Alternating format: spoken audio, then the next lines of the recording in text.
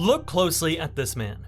He's wearing a janitor's uniform, pushing a cleaning cart through the sterile hallways of a maximum security prison. He keeps his head down. He's trying to look invisible, trying to blend into the background. But there are two massive problems. First, this is the North Fraser Pretrial Centre in British Columbia. It's a multi-million-dollar facility, one of the most technologically advanced jails in Canada. It was designed to be escape-proof. But we hear that a lot on this channel, don't we? Second, the man with the mop isn't a cleaner. He is Omid Tahvilli, the Tony Soprano of Vancouver, a millionaire kingpin of the Persian mafia. A man so ruthless, he was convicted of kidnapping and horrific torture over missing drug money. And right now, he is seconds away from freedom. Now, watch the guard walking beside him. This officer, Edwin Ticne, holds the keys to every door in the facility. He is sworn to keep men like Tahvilli locked up. He should be sounding the alarm. He should be tackling Tahvilli to the ground. Instead, he unlocks the door.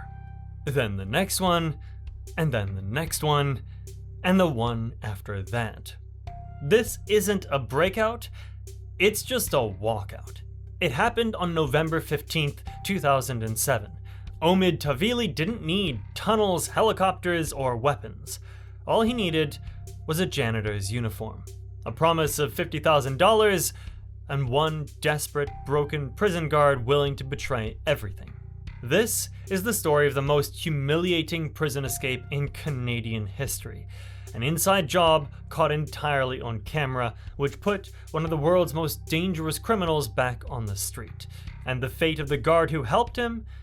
It's more pathetic than you can imagine. To understand how this happened, you have to first understand who Omid Tahvilli was. He wasn't some low-level drug dealer. Tahvilli was a boss. Born in Tehran, Iran in 1970, Tahvilli arrived in Canada in 1994. It didn't take him long to recognize that crime paid, and he was very good at it.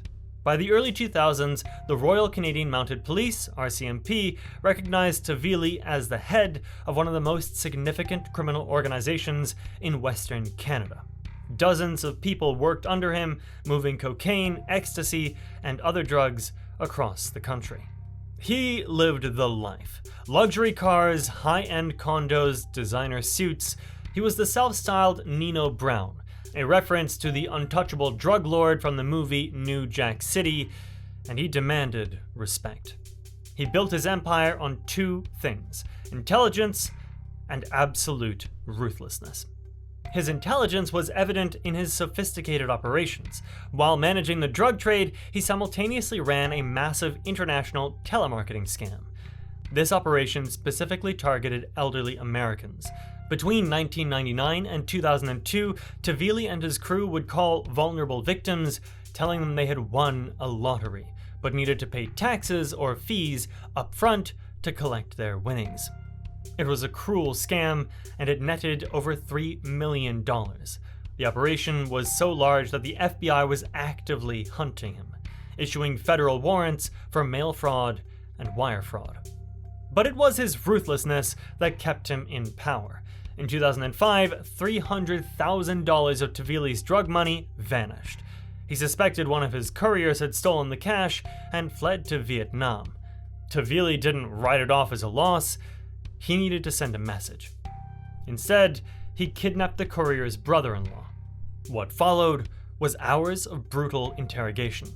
Tahvilli didn't just beat the man, he systematically tortured and sexually assaulted him, determined to find out where the money had gone. The victim was eventually let go, broken and terrified. But he made a choice. He went to the police.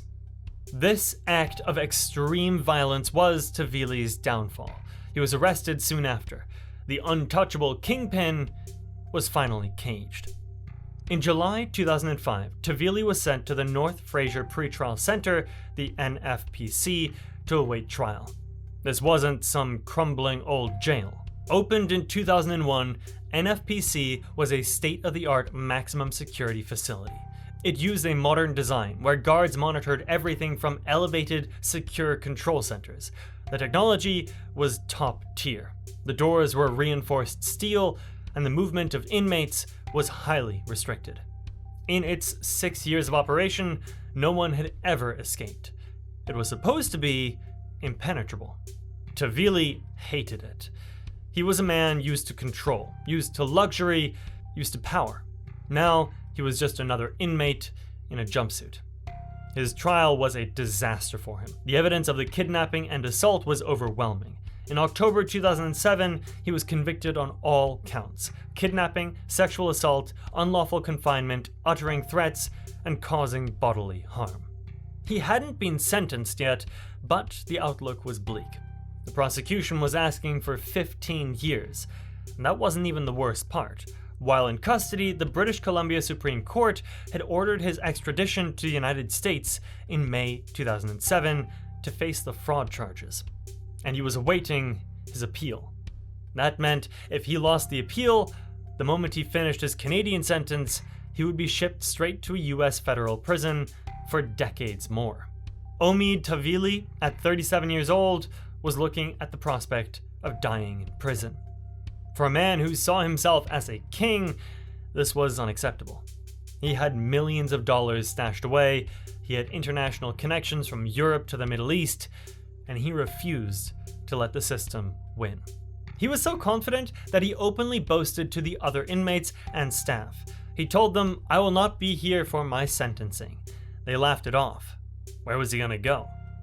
But Tahvilli was already analyzing the prison. He knew the walls were too thick, the fences too high, and the technology too advanced for a traditional escape. But every system, no matter how advanced, has one vulnerability: the people running it. Tahvilli needed an inside man.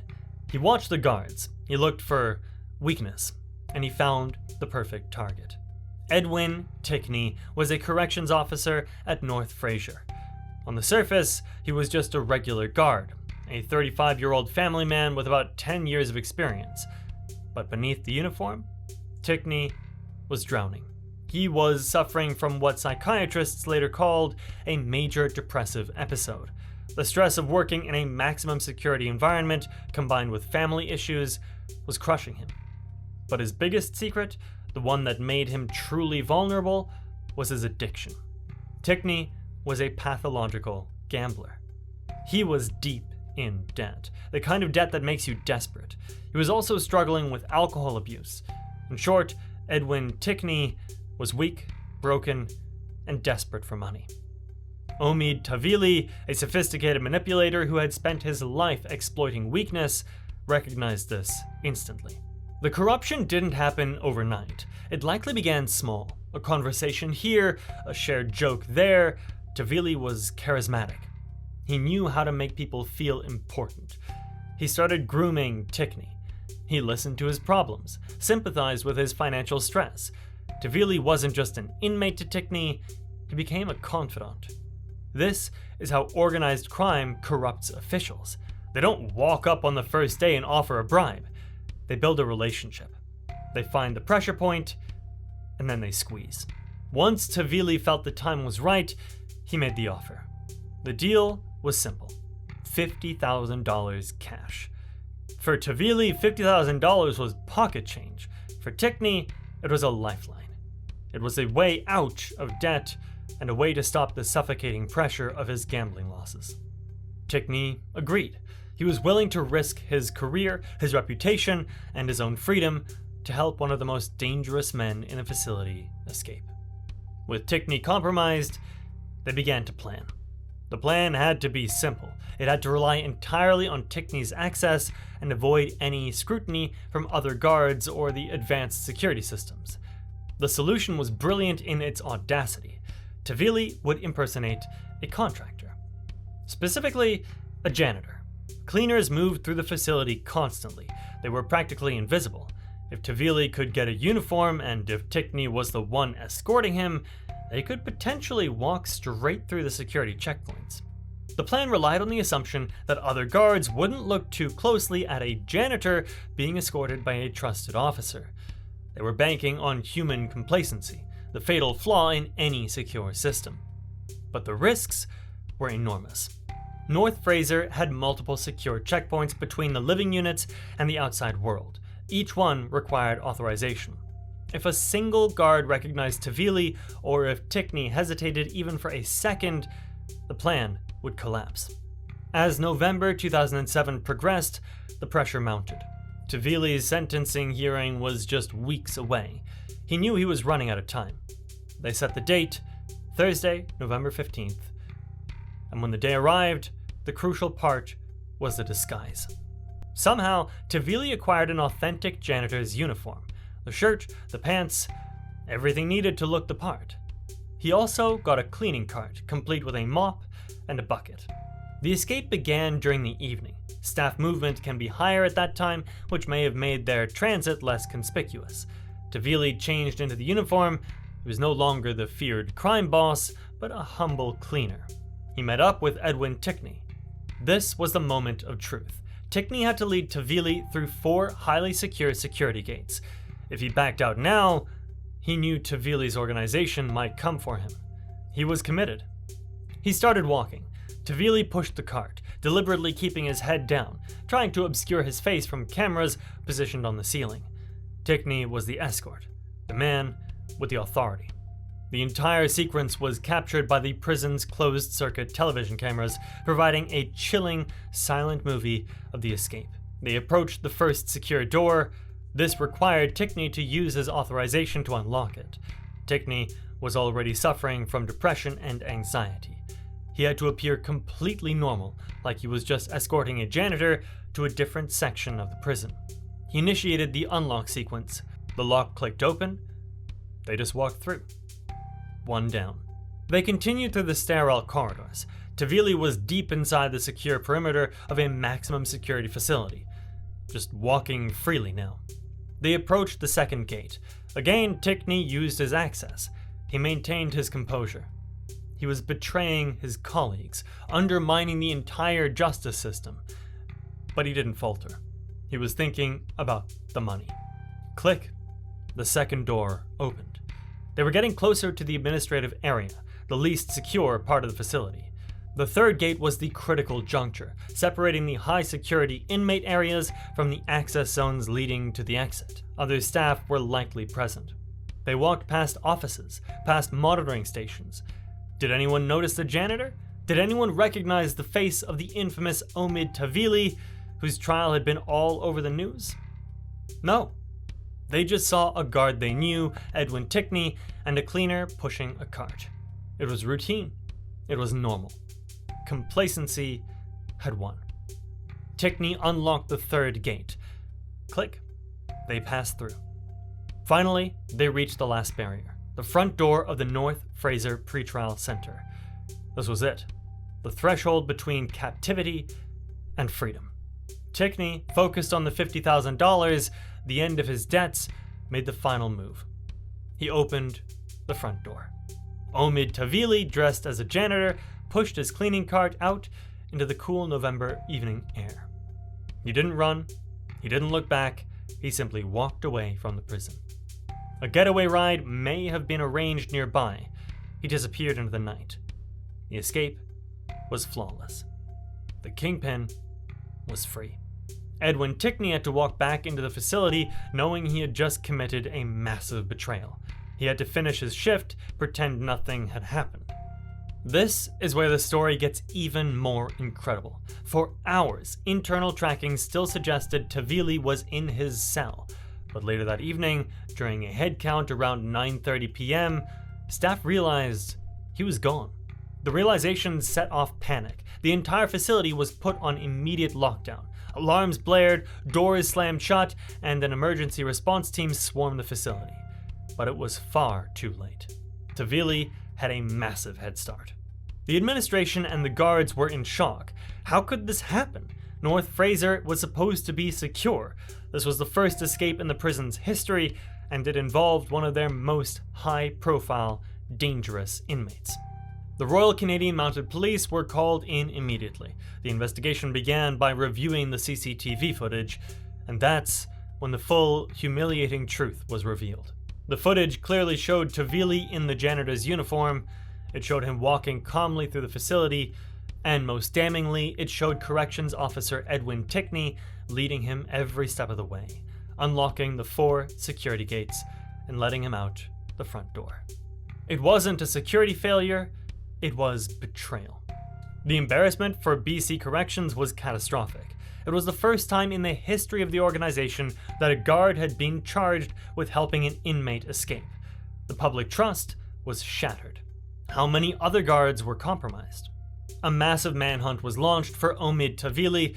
Police warned the public that he was dangerous. They knew Tahvilli had the resources and the connections to disappear instantly. He had access to forged passports, cash reserves, and international safe houses. They were right. Tahvilli had a sophisticated network ready to move him. While the police were setting up roadblocks around the prison, Tahvilli was likely already crossing borders, perhaps heading south to the US or preparing to board an international flight. The focus of the investigation quickly turned to Edwin Ticne. He was arrested on Friday, the day after the escape. Faced with the undeniable evidence of the CCTV footage, Ticne had no choice. He confessed everything. In April 2008, Edwin Ticne pleaded guilty to obstruction of justice and accepting a bribe. During his sentencing hearing, the full story of the vulnerability came out. His lawyer argued that Tahvilli was a sophisticated manipulator who had exploited Ticne's weakness, his depression, his pathological gambling addiction, and his financial desperation. Ticne apologized in court, expressing remorse for his actions, but the damage was done. His colleagues at North Fraser felt angry and betrayed. The integrity of the system he was supposed to uphold had been compromised by one of their own. But here's the final brutal twist in Ticne's story. He never got the money. After walking Tahvilli out, Ticne finished his shift. According to the plan, he was supposed to meet for the $50,000 cash after work. He waited, but no one showed up. The realization must have been crushing. Tahvilli had completely betrayed the man who risked everything for him. He used Ticne's desperation to gain his freedom, and then discarded him without a second thought. The $50,000 promise was just another lie from a master manipulator. One final note on Ticne's mindset. Psychiatric reports at sentencing described a major depressive episode and pathological gambling. It's plausible he didn't fully grasp the risk or downstream consequences. Records don't document any concrete plan beyond collecting the promised payment, and the judge noted he likely never received the money. What he intended to do afterwards remains unknown. On August 8, 2008, Edwin Ticne was sentenced to 3 years and 3 months in prison. The judge acknowledged that time in prison would be especially hard for a former corrections officer who would certainly need to be kept in protective custody, isolated from the general population for his own safety. While Ticne was heading to prison, Omid Tahvilli was living the high life. A few weeks after the escape, Tahvilli was sentenced in absentia, meaning while he was absent, to 11 years for the kidnapping and assault. It was a meaningless gesture. Tahvilli had achieved what few others could. He had beaten the system and vanished without a trace. His notoriety only grew, turning him into a legend of the underworld. In April 2008, Forbes.com compiled a list of the world's 10 most wanted fugitives, consulting with law enforcement agencies globally. The list included the most infamous names on the planet: Osama bin Laden, the head of Al-Qaeda, and Joaquin El Chapo Guzman, the leader of the Sinaloa cartel, and right there among them was Omid Tahvilli. The international manhunt spanned continents. The FBI still wanted him for the $3 million fraud against the elderly. The RCMP wanted him for his escape and his organized crime activities. Interpol issued a red notice requesting his arrest worldwide. There were rumors and sightings everywhere. Some said he fled to Europe, Germany, or the Netherlands, where he had strong criminal connections.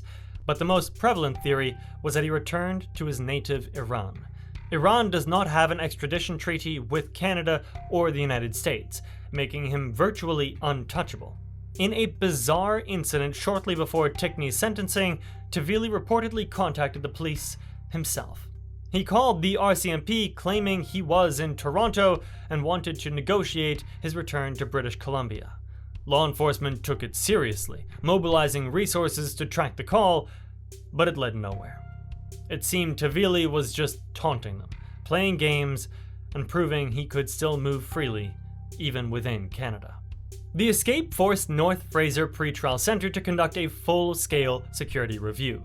Procedures were tightened, background checks on staff were likely intensified, and the complacency that allowed Tahvilli to walk out the front door was shattered.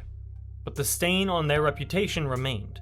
The escape-proof prison had been defeated by a MOP and a bribe. Edwin Ticne served his sentence and was eventually released, a broken man who had lost his career, his reputation, and his freedom for a bribe he never received. He faded into obscurity, a casualty of Omid Tahvilli's manipulation. And Tahvilli? He's still out there. It's been nearly 2 decades since he walked out of the prison dressed as a janitor. He would be in his mid-50s today. Despite the international warrants and the most wanted status, he has never been caught. Omid Tahvilli, the Nino Brown of Vancouver, remains an international fugitive, a ghost, who achieved the perfect escape. If you enjoyed this Prison Break case, check out the channel. There you'll find many great stories just like this one. If you like what you see, please subscribe. I'd be very grateful, and I'll catch you next time.